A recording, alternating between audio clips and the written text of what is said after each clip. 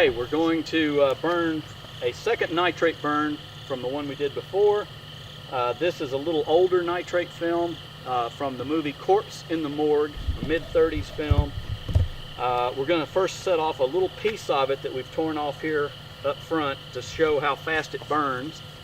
And then we're going to set off an entire 20-minute reel 2 of the film, burning from the inside out. It's tightly wound on a core, and because it's compressed and tightly wound, it will attempt to burn and get rid of the gas very quickly. If it's deteriorating enough on the nitrate, it will force itself up in a very fast burning flame. If not, it'll burn like the previous nitrate burn we did in a large bonfire type. This film is not a lost film, so don't worry, we're not burning something that's irreplaceable. They have the original camera negative. This print is full of splices, and it is nitrate, and it is deteriorating, so it will have to be either burned or junked or gotten rid of, so it's going to a good purpose for this demonstration.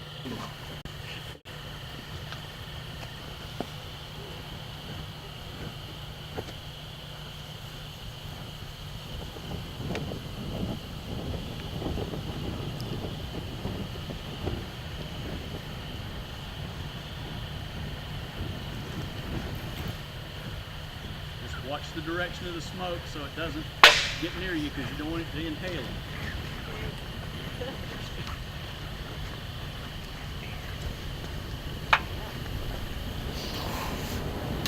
There we go. It's going down. Now that's what a projectionist would be up against.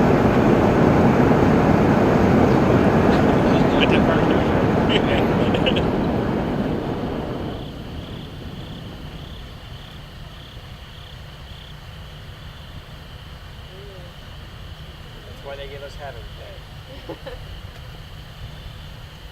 This is what a projectionist would be up against if he had a fire in the projection booth. So you say it's about 8 foot?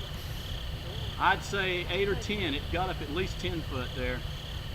And nice warm heat. I'm about 15 feet away from it, and I can feel the heat good. Richard, what an effect shot, huh? And notice how it's still burning.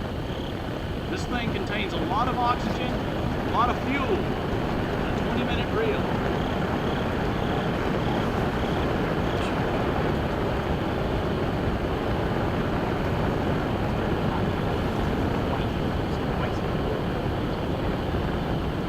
In a projection booth, the fire doors would have closed, the port door fire windows would have closed, and the projectionist would have burned to death, but the theater would have been safe.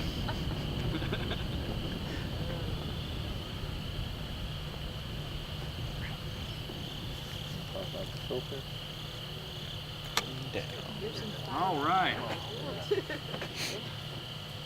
That was a nice nitrate burn. That felt good. Nice and warm. Let's hear a round of applause for that. And like I said, if the fire didn't get you, the poisonous fumes would. So do not breathe the poisonous fumes, which are floating in your direction, Richard.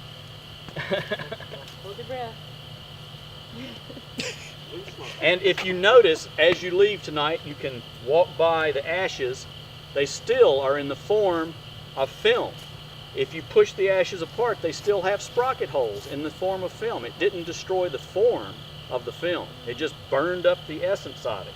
They're ashes. You can touch them and they'll fall apart into ash, but they're currently still in the circular form of the film. And you can actually see some of the sprocket holes within the film, which is amazing considering how hot that fire was. That had to be close to 1,000 degrees.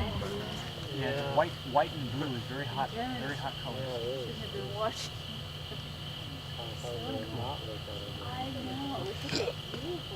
Buckled up that tin pan that we had burning.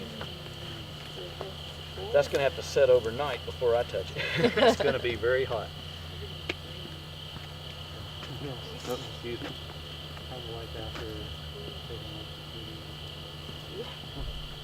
Thank God we have safety film today and polyester film, which won't even hold a light. But this is why they got rid of nitrate in 1949, 1950 and went to safety film. Even though most nitrate stored properly over all these years is stable and holds up better than some 1950 safety stock does.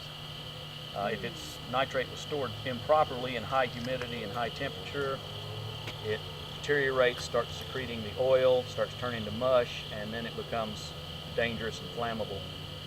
And this definitely was heading in that direction, which is why we took the time to burn it.